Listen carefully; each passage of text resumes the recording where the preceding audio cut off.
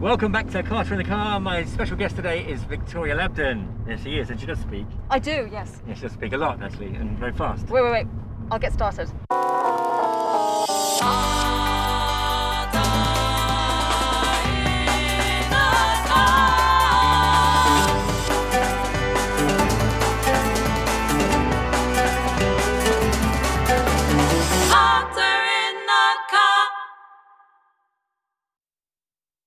Okay, what is a half Norwegian, half British girl doing living in Bahrain? Well, I really feel like we should make this story slightly more complicated. So yes, half British, half Norwegian, born in Germany, raised in Cyprus, and then bouncing around the Middle East. Have only lived in England for 3 months of my life. Okay. And yes. I love this sort of bouncing around the Middle East bit. That's kind of fun. Sounds like fun. It was. I've been in Oman, Abu Dhabi, and now Bahrain. Okay. Oman was about 3 years. Yeah. Beautiful country. Yeah. But at that point in time, it was a little bit boring. Okay. And Abu Dhabi was amazing. I loved it. Yeah. That was for just a year. Okay. That I thought was brilliant because unlike Dubai, which is very cosmopolitan, and you could mistake it for pretty much any major city in the world, in my humble opinion. Yeah. Abu Dhabi still had a very strong cultural identity. That's right. So I really enjoyed that. And now here in Bahrain, I think it's retained its culture. It's evident everywhere you go, from the building to the people. Yeah. So it's really, really nice that way. I would say my only gripe with Bahrain is something that's completely out of its control, which is the weather. But what I was going to say is it makes complete sense that you were familiar with the region when you moved to Bahrain, and so it wasn't as if like you found this half Norwegian, half British girl landed in a desert island, and for no reason, of course, you had bounced around as you said. And here I was. So how long have you been in Bahrain? Quite a while actually. It's been about 13 years now. It was not such a super cultural shock because here's the funny thing. Yeah.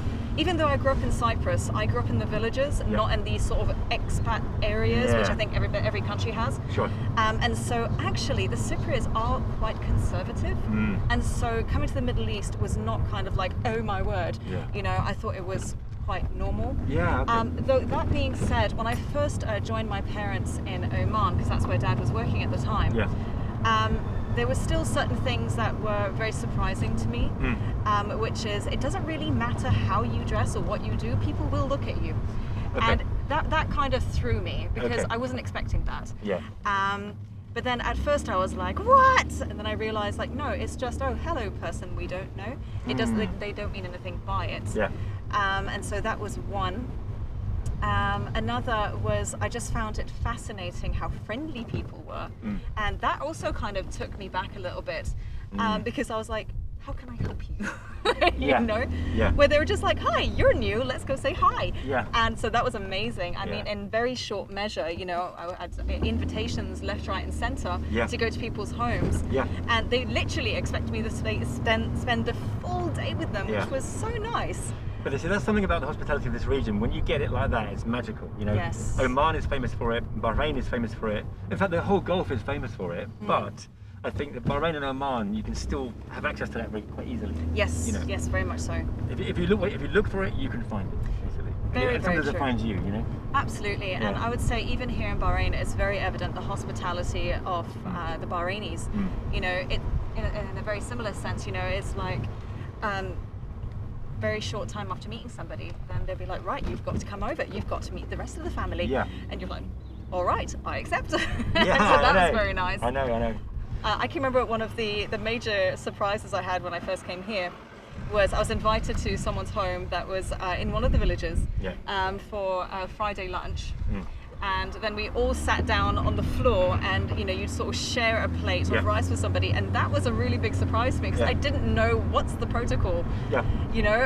Is this just my plate? Is this yours? Do I take rice from any side? Is it just this? And especially like there's no such thing as no thank you, I'm full.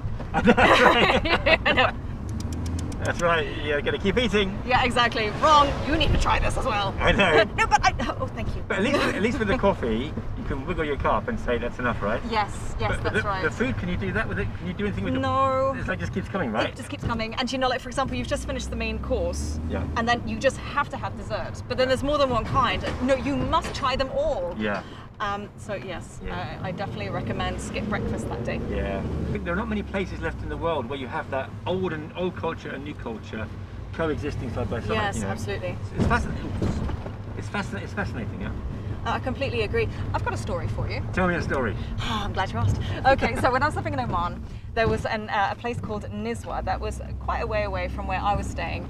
And a bunch of friends and I had heard about this place, and for no reason other than we had absolutely nothing to do on the weekend, we're like, right, let's hop in the car and head towards Nizwa. Okay. And this is stupid o'clock at night. I mean, sort of like, we left mine at about 10 o'clock. So I don't think we reached Nizwa until about midnight or just thereafter. And what age were you?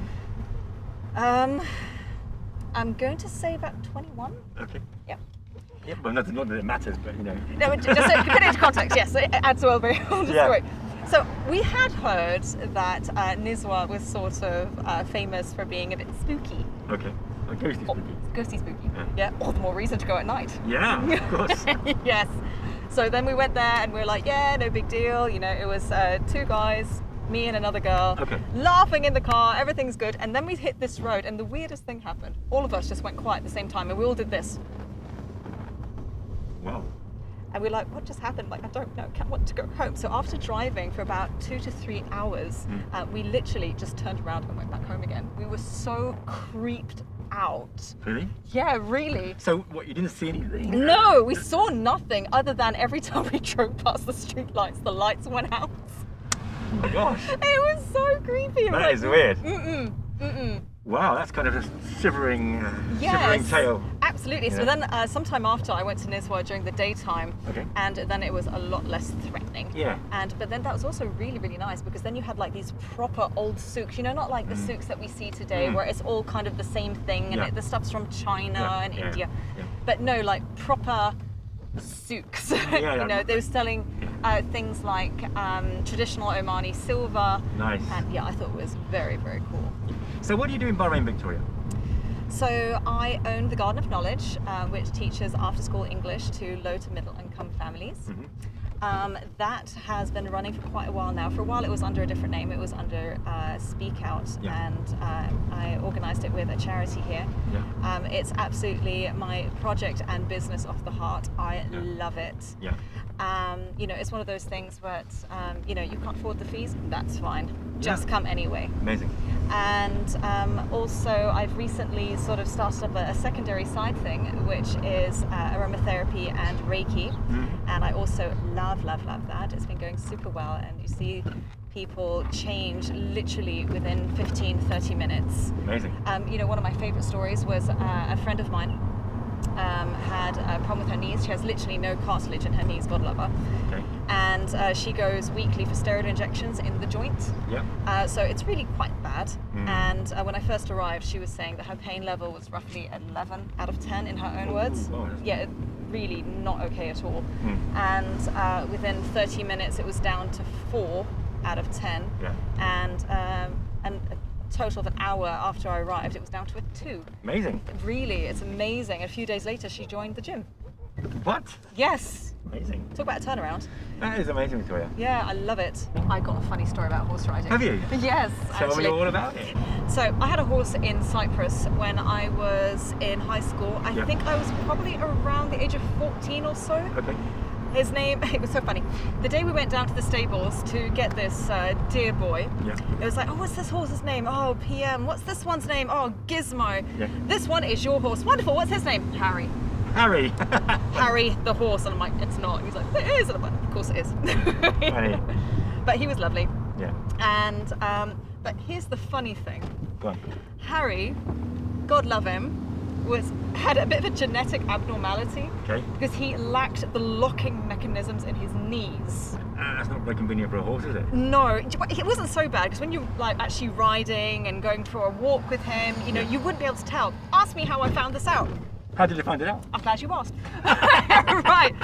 So, you know, got this tack off, grooming him. I babied that horse. He was my oversized puppy. Nice. Yeah, and so I'm there and I'm holding his head and I'm like, you're such a good boy. Oh, I love you, Harry. Yeah. And he fell over. Oh.